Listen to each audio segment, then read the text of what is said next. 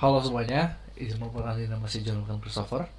Pada kesempatan kali ini saya akan menjelaskan terkait tugas dari Codeveda sebagai data science internship di sana. Saya mengambil tugas yaitu dari dataset Iris itu untuk mengklasifikasikan. Nah, untuk klasifikasi kali ini saya akan menggunakan logistic regression. Untuk lebih detailnya, kita akan langsung ke codingnya. Dimulai dari import library. Di sini ada Google Colab dikarenakan saya mengupload untuk datasetnya ada di Google Drive saya. Jadi untuk Google Colab ini untuk menarik data-data yang ada di Drive, kemudian juga ada Pandas untuk data frame ya, kemudian ada NumPy untuk pengolahan angka, Matplotlib, Seaborn untuk visualisasi, kemudian ada sklar preprocessing. Itu di sini saya mengambil label encoder dan juga standar scalar. Cuma pada akhirnya setelah saya coba-coba sepertinya tidak perlu scaling karena datanya juga yang tidak terlalu besar untuk satuannya.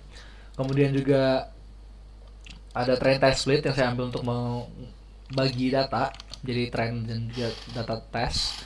Kemudian logistic regression ini model yang akan saya gunakan, dan untuk evaluasi saya mengambil dari scalar matrix. Itu ada accuracy score, precision score, recall score, F1 score, kemudian ada confusion matrix dan classification reportnya seperti itu.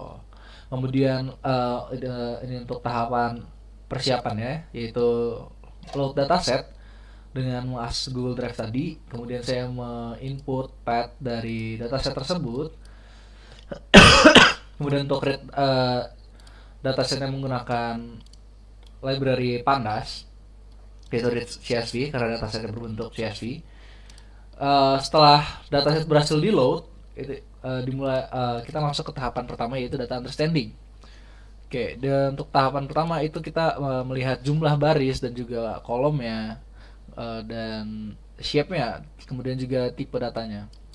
Dimulai dari fitur yang pertama itu ada sepal week dengan total datanya itu ada 150.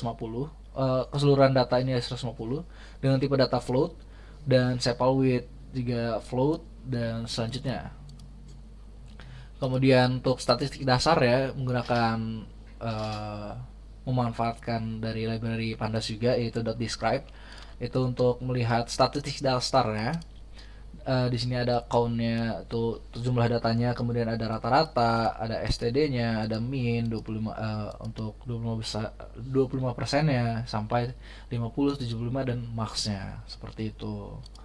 Kemudian untuk check missing value-nya kita bisa menggunakan .isNull.sum, dan di sini bisa dilihat kalau tidak ada missing value-nya. Kemudian untuk duplikasinya juga bisa dilihat.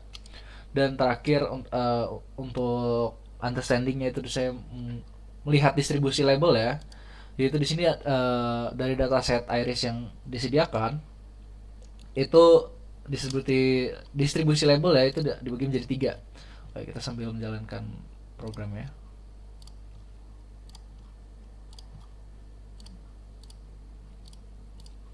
Ya, 3 itu yang pertama ada Setosa, kemudian yang kedua ada Versicolor, dan terakhir ada Virginica.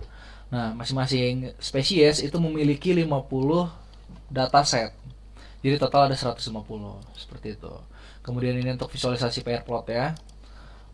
Menggunakan dari SNS bisa dilihat untuk masing-masing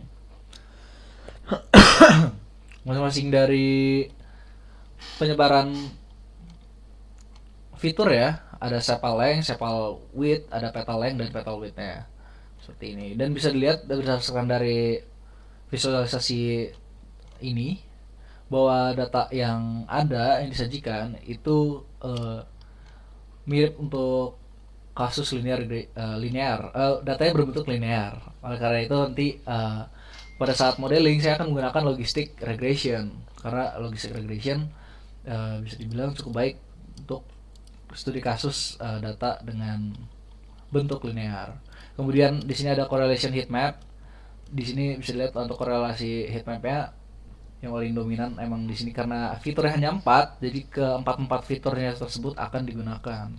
Seperti itu. Kemudian lanjut ke tahapan selanjutnya yaitu preprocessing.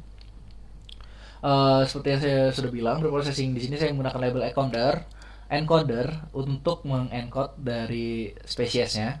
dan saya akan simpan di dalam kolom spesies encoded seperti itu. Jadi karena spesiesnya itu ada 3. Yang pertama tadi ada setosa akan saya buat encode menjadi 0, kemudian versicolor menjadi 1, virginica akan menjadi 2, seperti itu. Kemudian tahapan preprocessing selanjutnya yaitu pemisahan antara fitur dan target, di mana X itu akan berisikan fitur-fitur yang akan menjadi train untuk menghasilkan Y prediction-nya nanti, seperti itu. Jadi untuk X-nya itu terdiri dari sepal length, terus ada sepal width, petal length, dan petal width. Sedangkan Y-nya itu spesies yang sudah di-encode tadi, seperti itu. Kemudian selanjutnya yaitu train test split. Di sini saya membagi datasetnya menjadi train dan test dengan perbandingan 8:2 dengan menggunakan random set 42. Kemudian tahap selanjutnya yaitu modeling. Sebagaimana yang saya jelaskan sebelumnya, kenapa saya memilih logistic regression, pertama karena cocok untuk klasifikasi linear, kemudian juga dia ringan dan cepat, dan biasa logistic regression juga sering menjadi baseline untuk model dengan dataset kecil seperti studi kasus yang saya pakai sekarang.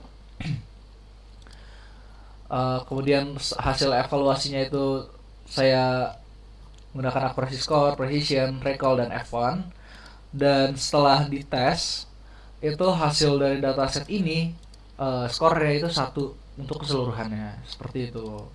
Ini dimana tandanya model berhasil menebak, memprediksi kelas dari data-data tes yang disediakan, seperti itu. Kemudian untuk visualisasi confusion matrixnya menggunakan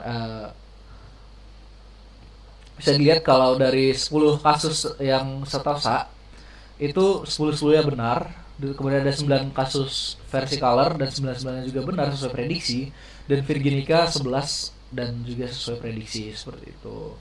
Dan berikut untuk klasifikasi report ya, masing-masingnya itu hasilnya itu 1 semua, atau bisa dibilang sempurna. Untuk studi kasus berikut, mungkin untuk pengembangan selanjutnya itu ketika ada datasetnya lebih besar atau mungkin lebih kompleks untuk kedepannya dan kelas-kelasnya lebih banyak, itu akan menghasilkan hasil yang berbeda. Untuk kesimpulannya, pada talk 1 kali ini, logistic regression memberikan hasil akurasi yang sangat baik pada dataset iris tersebut. Fitur seperti petal length dan juga petal width itu yang paling berkontribusi besar dalam pengklasifikasian. Dataset ini memang dataset iris ini karena mungkin masih sedikit, jadi masih mudah untuk ditangkap oleh model logistic regression sehingga dapat menghasilkan hasil yang sempurna. Mungkin cukup sekian untuk penjelasan kali ini. Sampai jumpa di task kedua atau task selanjutnya. See you.